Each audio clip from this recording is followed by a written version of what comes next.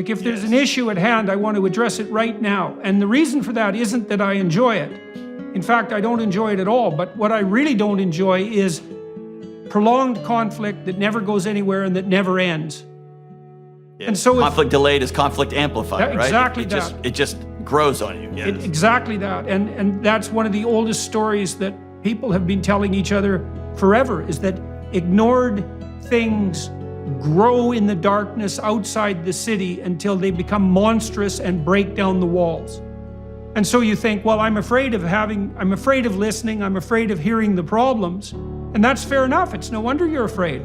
But you're nowhere near afraid enough of not doing that, because that's a bloody catastrophe. That'll be a bomb that'll go off in 10 years and blow up your marriage. You'll find out that your wife had an affair because, well, for her own reasons and because you didn't pay any attention to her for like 15 years. And then you think, well, I was afraid to pay attention, and yeah, fair enough. But now look where you are. You're in hell, and that's just not an improvement. So, you know, there's problems of various size out there in the world. And the largest problems are the apocalyptic problems that you just described, right? And it isn't even obvious which of those apocalyptic problems are real. But we could say, well, there's always the possibility that large-scale systems will come to a precipitous collapse. And we have to live with that. That's true in our own lives. We could die at any moment. So could the people we love. Like our cultures can fall apart. The apocalyptic terror is always beckoning as a possibility. Okay, now the question is that your problem? Now the answer— Can you do anything about it, well, right? The answer is your own nervous system will tell you that. Because imagine that imagine you're facing a problem that's so big that it paralyzes you and it turns you into a tyrant. Okay, that's too big a problem for you, obviously. And what you have to do is you have to scale back the problem until you find a dragon that's a size that you're willing to contend with, that you'll actually contend with. And so, you know, maybe you shouldn't be addressing the large-scale political problems of the world because your own house is a bloody catastrophe. And you watch the news and it paralyzes you and turns you into a ranting tyrant, and that means you're not the man for that job. You have to scale back. And maybe if you scale back and practiced straightening things up at the local level, which isn't trivial or easy, you get better and better at it, and then you could face larger and larger catastrophes and practically and productively, right? Instead of virtue signaling and going astray.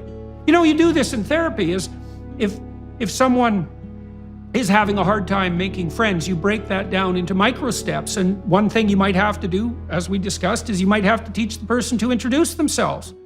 You know, and their problem is, I don't have any friends. It's like, no, your problem is you don't know how to shake hands and look someone in the eye.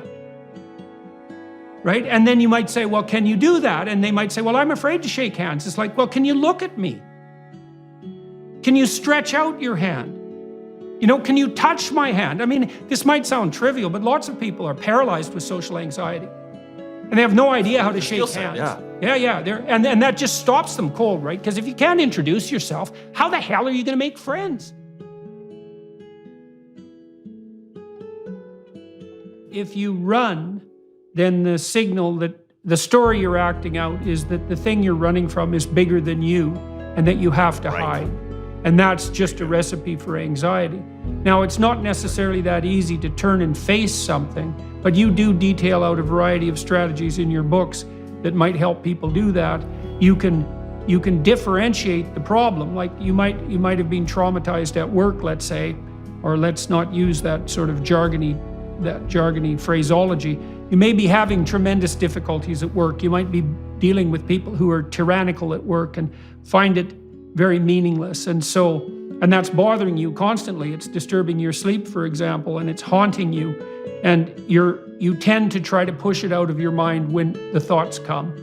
And partly that's because the thought of getting a new job is so daunting that you can't face it. And one of the ways of recalibrating that is to break down the problem into small and manageable steps. And so, for example, one of the things that you can do if you might have to consider getting a new job because you're unhappy and miserable at work is open up your resume or your CV and look at it. right? So you might not be able to get a new job, but you might be able to open up your resume and look at it. And then having done that, you've sort of cracked the surface, and then maybe you could spend an hour a week for a month updating it, or 10 minutes a day, or 10 minutes every 2 days, something like that. But part of the trick is to take these larger monsters that are frightening enough so you want to run away from them, decide that you're going to face the situation. You lay out, for example, in your book, you ask people a lot of different questions about what they're thinking. And if something is making you anxious and afraid and miserable, it's very useful to write out all the reasons it's making you anxious and miserable, and to ask yourself, what is it you're afraid of? And then to develop a differentiated plan for dealing with those. So here's a very useful thing the psychoanalysts learn to do. So imagine you do go to a social occasion, and you find as you enter the hall, you're getting nervous and sweaty. Now, if you watch, this is why Carl Jung, for example, believed that we lived through a dream. We lived life through a dream. So, and that's a story. And so what you'll see is that if you feel that nervousness and you attend to it, a little drama will run in your head in images. You know, and it'll be something like, well, I'm going to go in here and no one's going to talk to me. And this will happen in pictures, like a little movie. No one's going to talk to me, and I'm going to end up in the corner, and I'm going to be bored, and I'm going to be sweaty and hot, and it's going to be real uncomfortable. And it's just like this other time when I went to this social occasion and this terrible thing happened, and the whole drama will play out in your head. And then you think, oh, that's the problem. And then, well, then maybe you have someone to talk to about that fantasy. Or maybe, because now you have the fantasy in front of you and you looked at it, you can think, well, wait a minute. As you said, wait a minute, wait a second. It isn't like that other situation. My friends are here. I can go talk to John. I know him real well. We'll just have a conversation. I can go sit at a table and with one of my friends and spend most of the time there. I can be with my wife. But what'll happen is we get nervous, and that fantasy will make itself manifest, but you don't want to face it, and that's when you rush to a premature solution. You shut it off. Right.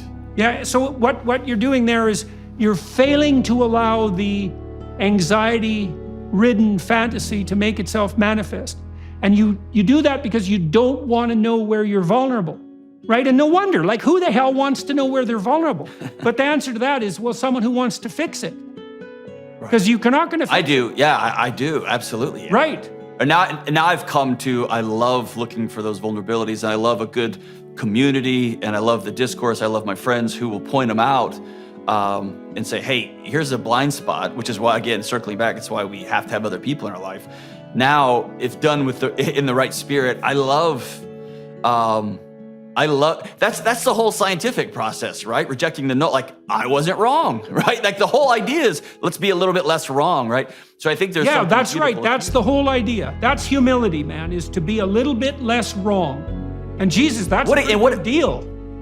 But what a fun way to live. It's such an easier way to live than I have to be right. That is an exhausting grip on your life. It's a choking grip on your life, instead of, I want to be a little bit less wrong, and I begin to seek out places where I might be wrong. That's just taking the blade and trying to sharpen it as finely as possible. It might be very disheartening to see at what small scale you have to begin improvements, right? But the truth of the matter